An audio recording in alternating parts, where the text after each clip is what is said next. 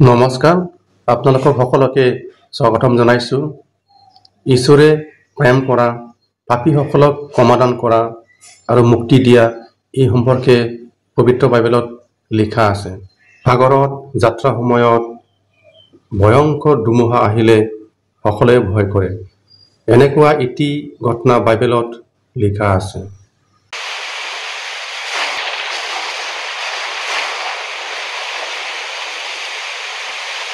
সেই সময়ত যাত্ৰীসকলে এজন মানুহক সমুদ্ৰতে পেলাই দিয়া হৈছিল জাহাজৰ পৰা, আৰু ধুমুহা শান্ত হৈ গৈছিল। এই সম্পৰ্কে আমি চাওঁ আহক। পবিত্ৰ বাইবেলত লিখা আছে, জনা নামেৰে এজন ইহুদী ভাৱবাদী আছিলে। তেওঁ আমিতায়ৰ পুত্ৰ আছিল। এদিন ঈশ্বৰৰ বাক্য তেওঁলৈ আহিল। এদিন ঈশ্বৰে জনাক মহানগৰ আছিৰিয়াৰ নিনিবা নগৰলৈ যাবলৈ ক'লে।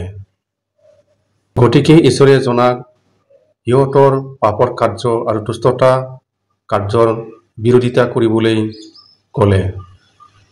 কিন্তু জনা নিনিবা নগৰলৈ নগ'ল, বৰঞ্চ তেওঁ বিপৰীত দিশলৈহে ৰাওনা হৈছিলে।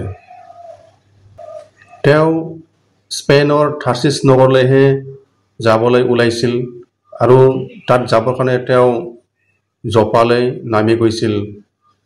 তেওঁ থাৰ্চিছলৈ যোৱাৰ কাৰণে এখন জাহাজ পালে, আৰু জাহাজখনত তেওঁ ভাড়া দি পেলাই অন্য নাবিকসকলৰ লগত তেওঁ জাহাজত উঠিল। ইয়াত আমি দেখা পালোঁ, জনাই ঈশ্বৰৰ আজ্ঞা অস্বীকাৰ কৰিলে, জনাই ঈশ্বৰৰ আহ্বান নাকচ কৰিলে। ইয়াত আমি দেখা পালোঁ, জনাই নিনিবা নগৰলৈ কিয় নগ'ল। কাৰণ হৈছে, নিনিবা নগৰ ইহুদী ৰাষ্ট্ৰৰ বিৰুদ্ধে আছিল সেই সময়ত, আৰু জনাই নিনিবা নগৰৰ লোকসকলে ঈশ্বৰৰ পৰিত্ৰাণ আৰু আশীৰ্বাদ পাওক বুলি তেওঁ বিচৰা নাছিল। জনাৰ চৰিত্ৰ পক্ষপাতী আছিল। মানুহবিলাকে যি ভাল পায় তাকে কৰে, আৰু বেছিভাগ মানুহে পক্ষপাতীৰ দ্বাৰা পৰিচালিত হয়। ঈশ্বৰে জনাক তেওঁৰ কথা নাকচ কৰাটো ভাল নাপালে আৰু খং উঠিলে। সেইবাবে ঈশ্বৰে সাগৰত প্ৰবল ধুমুহা পঠিয়ালে।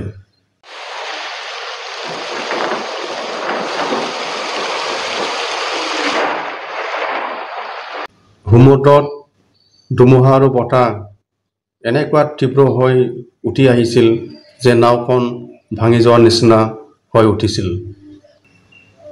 জাহাজত থকা কেপ্টেইন আৰু অন্য লোকসকলে জনাক তলত শুই থকা অৱস্থাত পাইছিলে, আৰু তেওঁক কৈছিলে, তুমি নিজৰ ঈশ্বৰক প্ৰতি প্ৰাৰ্থনা কৰা যাতে ঈশ্বৰে সহায় কৰে।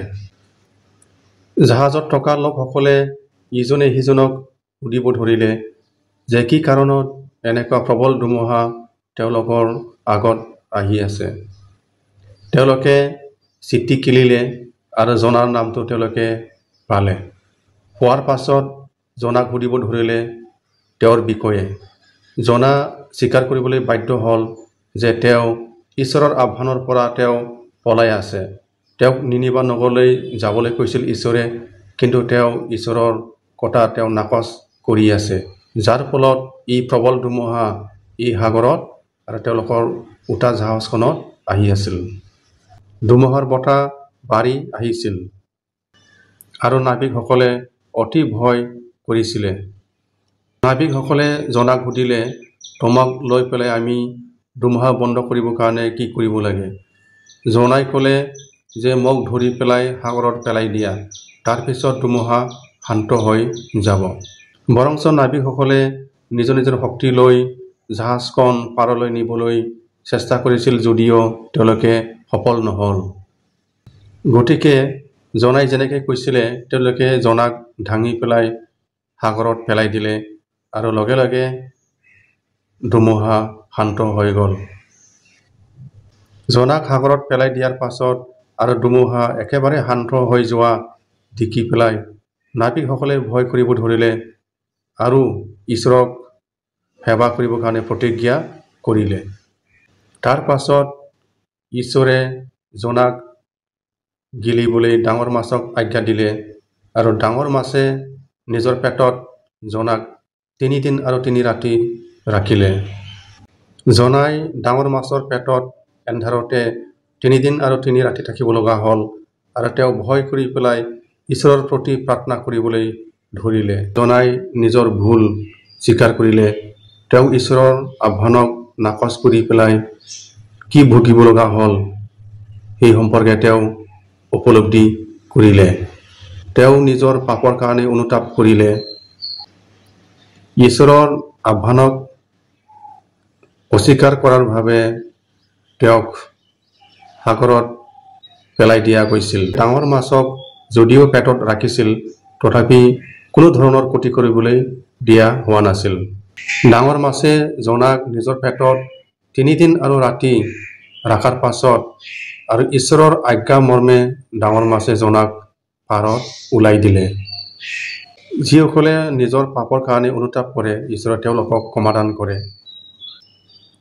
ঈশ্বৰে সকলোকে মৰম কৰে। যেনেকৈ ঈশ্বৰে জনাক নিনিবা নগৰলৈ যাবলৈ কৈছিল যাতে তেওঁলোকে নিজৰ পাপৰ পৰা আঁতৰি আহি ঈশ্বৰক সেৱা কৰিব পাৰি আৰু ঈশ্বৰৰ আশীৰ্বাদ তেওঁলোকে লাভ কৰিব পাৰি। নিনিবা নগৰলৈ যোৱাৰ কাৰণে দ্বিতীয় আহ্বান জনালৈ আহিছিল আৰু জনাই ঈশ্বৰৰ দ্বিতীয় আহ্বান গ্ৰহণ কৰিছিল আৰু সঁচাকৈ তাত গৈছিল। তাত গৈ পেলাই তেওঁ নিনিবা নগৰৰ লোকসকলৰ দুষ্টৰ কাৰ্য আৰু পাপৰ কাৰ্য তেওঁ ক'লে আৰু এই লোকসকলে নিজৰ নিজৰ পাপৰ পৰা আঁতৰি আহি ঈশ্বৰক সেৱা কৰিবলৈ প্ৰতিজ্ঞা কৰিলে। ঈশ্বৰে সকলোকে ভাল পায়। সকলোকে তেওঁ আশীৰ্বাদ কৰিবলৈ চেষ্টা কৰে, কিন্তু তেওঁ পাপ কেতিয়াও সহ্য নকৰে। পাপ হৈছে ঈশ্বৰৰ বিৰোধী। নিনিবা নগৰৰ লোকসকলৰ পাপৰ কাৰ্য তেওঁ সহ্য কৰা নাছিল, যাৰ বাবে তেওঁ জনালৈ যাবলৈ কৈছিল। যিসকলে নিজৰ ভুল আৰু পাপ স্বীকাৰ কৰে আৰু অনুতাপ কৰে ঈশ্বৰে তেওঁলোকক ক্ষমাদান কৰে আৰু আশীৰ্বাদ কৰে। এইভাৱে নিনিবা নগৰৰ লোকসকলে নিজৰ নিজৰ পাপ স্বীকাৰ কৰিছিলে আৰু অনুতাপ কৰিছিলে, যাৰ বাবে ঈশ্বৰে তেওঁলোকক ক্ষমাদান কৰিছিল আৰু আশীৰ্বাদ কৰিছিল। তেওঁলোকে ঈশ্বৰক সদায় সেৱা কৰিবলৈ প্ৰতিজ্ঞা কৰিছিল। মানুহবিলাকে কেতিয়াবা অজানিতে পাপৰ কাৰ্য কৰিব পাৰে। পাপে মানুহক বিপদত টানি আনে। পাপ মোচন নহ'লে কেতিয়াও ঈশ্বৰৰ দয়া আৰু আশীৰ্বাদ পাবলৈ সক্ষম নহয়। মানুহবিলাকে পাপৰ কাৰ্য কৰাৰ পাছত পাপ হৈ নোহোৱাটো বিচাৰে। মানুহবিলাকে পাপ কাৰ্য কৰাৰ পাছত নিজৰ জীৱনত অশান্তি হৈ যায় আৰু বিপদ আহে। তাৰ পাছত তেওঁলোকে নিজৰ পাপৰ পুণ্য হোৱাটো সদায় বিচাৰে। কিন্তু কোনোবা পাপৰ কাৰ্য কৰিলে বাইবেলত কোৱাৰ দৰে ঈশ্বৰৰ ওচৰত যদি অনুতাপ কৰে নিজৰ ভুলৰ কাৰণে ঈশ্বৰে তেওঁলোকক ক্ষমাদান কৰে আৰু আশীৰ্বাদ কৰে। যেনেকৈ নিনিবা নগৰৰ লোকসকলে বৰ দুষ্ট আছিল আৰু পাপৰ কাৰ্যৰে পৰিপূৰ্ণ হৈ আছিল, কিন্তু তেওঁলোকক ঈশ্বৰে ক্ষমাদান দিছিল। নিজৰ পাপ অনুতাপ কৰাৰ বাবে ঈশ্বৰে তেওঁলোকক ক্ষমাদান কৰিছিল আৰু আশীৰ্বাদ কৰিছিল। ধন্যবাদ।